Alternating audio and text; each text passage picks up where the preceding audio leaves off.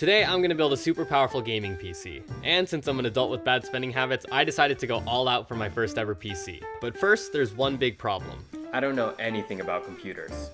So I started researching on how to build a PC and I had no idea what I got myself into. I was basically reading gibberish. But after many tutorials, a bit of luck, and an empty wallet, I was finally ready to start building.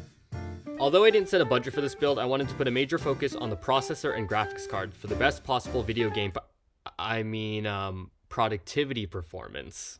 And so the build starts with a motherboard, which connects most of the components together. I chose the Asus ROG Crosshair 8 Dark Hero X570 because it should future-proof my PC for a while, and I thought it'd be funny to pick a board with the name that pretentious. Free stickers, let's go!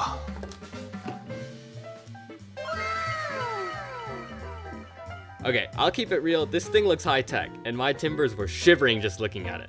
That being said, I was also super pumped to get started. After setting the board on top of the box, the first step is the processor. This is an AMD Ryzen 9 5950X, which is one of the best CPUs available. Although it's small, the processor is actually one of the most important parts of a computer, and this CPU is going to be complete overkill for my system. Handling the CPU, you need to be extremely careful, holding it only by its edges, making sure not to damage the gold pins underneath. To install it, you need to unhinge this lever to access the CPU socket. Next, align the gold triangle on the CPU with the triangle on the motherboard. Then, without applying any pressure, you simply drop the CPU into the socket and let gravity work its magic. Hook the lever back into place, and just like that, boom, the CPU is installed. I thought this was going to be the scariest step, but that was kind of a breeze. A light air, one might say. Okay, it's not as bad as I thought.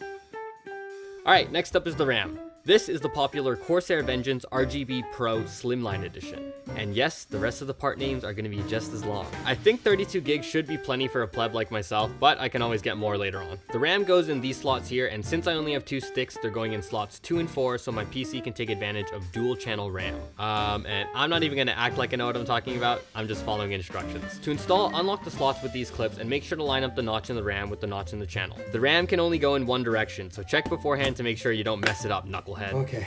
Then just push down firmly until the RAM clicks into place. Once the RAM's secured, the next step is storage. There are a few different options for this, and I chose M.2 SSDs because they're small, light, and plug directly into the motherboard. Today, I have 2 TB of Samsung 980 Pro.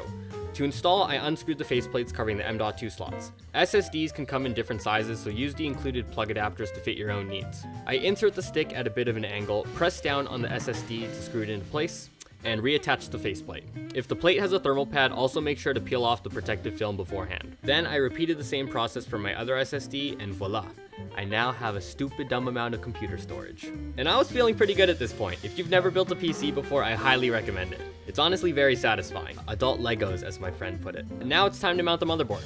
The case I went with is the Corsair 5000X. So after removing the side panels, I laid the case down on its side and located the mounting holes for the motherboard.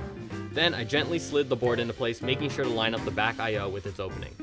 Finally, I used the included screws to secure the board in place. And now we've only got a couple more parts before this thing is an absolute unit. Right, next up is the power supply. And as the name suggests, this is what powers the PC. I got an 850 watt PSU, which should be more than enough for my computer. First, I followed a guide on which of the included cables to plug in beforehand. And this thing came with a lot, so I didn't end up using all of them, but I'll specify which ones I did use in a little bit. Next, I positioned the power supply at the bottom back of the case, making sure the fan was facing the dust filter. When mounting the PSU, it's important to tighten the screws in a crisscross pattern to ensure each corner is mounted with even pressure. Okay, now we move on to the CPU. Just like SSDs, there are a few different options for cooling. Air coolers, which use fans, liquid coolers, which circulate coolant around the case, and all-in-ones, which are kind of like an air-liquid hybrid. I went with the Corsair Elite Capellax AIO because it seemed like a happy medium, plus it was one of the prettiest coolers available. Alright, first up I had to attach the fans to the radiator. I decided to mount my radiator to the top of my case, so I made sure to attach the fans in a way to push air up and out as exhaust. Lucky for me, my specific case came with 3 fans already pre-installed for air intake on the front of the case. Once all the fans were mounted, it was time to attach the pump header to the CPU. The pump came with some pre-applied thermal paste, and after replacing the brackets to fit my motherboard, I attempted to mount the pump header.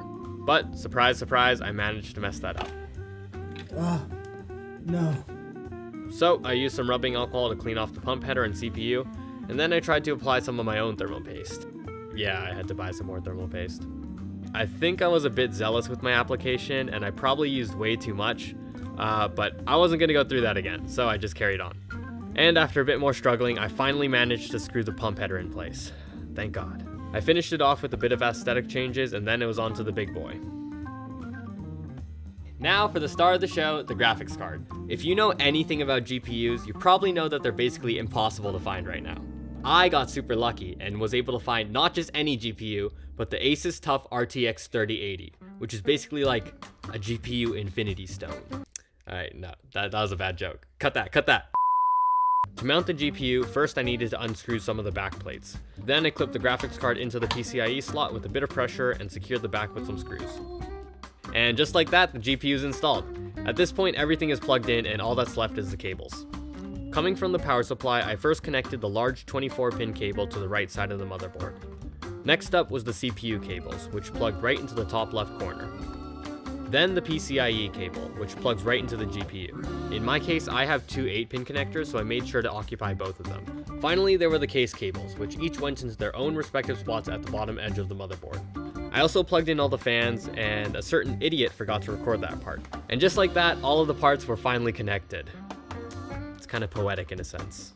I spent a while on cable management, then finally plugged in the power connector for the moment of truth. It should work. If I turn this on, it should work. But... I'm so nervous!